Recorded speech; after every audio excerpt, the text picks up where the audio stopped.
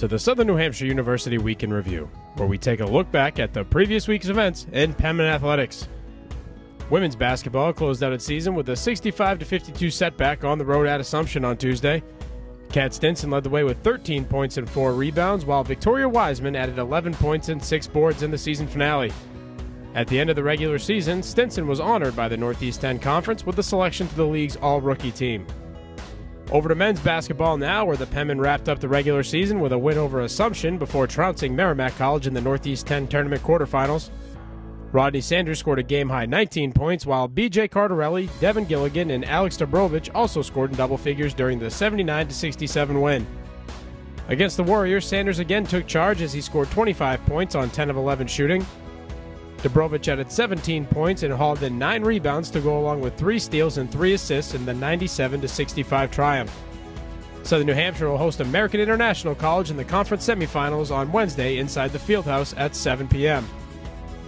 In men's lacrosse, the Penmen opened up the season on the road with a 15-6 win against AIC. Corey Allen scored 5 times against the Yellow Jackets and had an assist, while Jeremy Buckley added a hat trick to lead the Southern New Hampshire offense.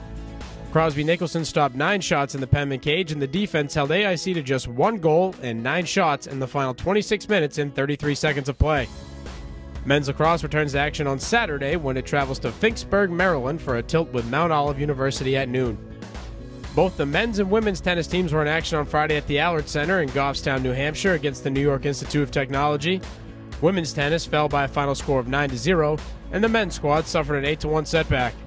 Both teams look to bounce back on March 14th when they welcome the University of the District of Columbia to Manchester. Softball wrapped up the week with a pair of victories in its first 2 games of the season. The Penmen topped Dowling College in its first game by a final score of 6-1 before shutting out New York Tech 4-0. Ali Malouf tossed the 62nd complete game of her career before Nicole Gubalini spun a complete game shutout against the Bears.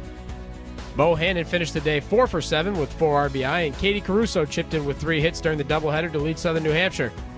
The Penmen resumed play on Monday with single games against Saginaw Valley State University and Ashland University. That's it for this week's Southern New Hampshire University Week in Review. Check back next Monday for a full recap of this week's events in Penmen athletics.